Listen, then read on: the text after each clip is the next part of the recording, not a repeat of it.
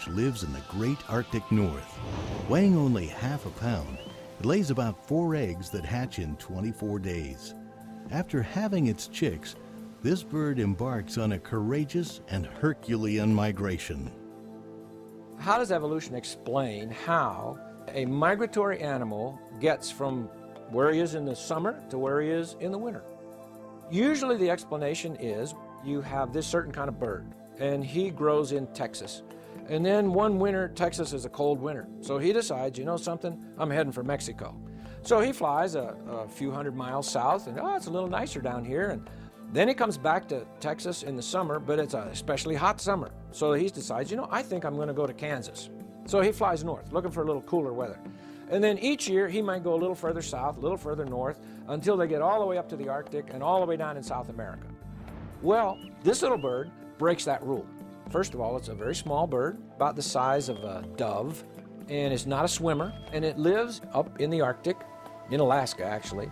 They leave their young and then fly to Hawaii for the winter. Now, when it leaves Alaska, it has an 88-hour flight nonstop because there's no land in between. 3 days and 4 nights nonstop. How does it do that? Well, these little birds begin to eat a lot, and they gain about 70 grams of burnable energy. And here's the problem. We got an 88-hour flight, and they burn right at 1 gram per hour. Well, that only gives them 70 hours worth of fuel. So they're going to drop into the ocean as non-swimmers a few hours short of Hawaii. Well, then how do they get there? Well, because God made them so they fly in formation, and they alternate leaders, and so they break the airwaves there, so it makes it easier, like geese fly in formation. And that cuts the energy that it takes to fly. It's not uncommon for birds of that size to lose 50% of their total body weight, and that's fat being burned up along their migration routes. It's an incredible feat. If you can imagine a 100-pound human losing 50 pounds in a 5-day period as they traveled across the world. It's just something that mammals can't do. And so, only God could do that because the evolutionary explanation doesn't fit, because there's no way they could go a little bit each year, a little bit further south, plop, they're fish bait. Okay, so they can't do it. So the evolutionary explanation doesn't work on them. There is another interesting thing, and that is the parents have their eggs, the babies hatch, but then the parents fly to Hawaii.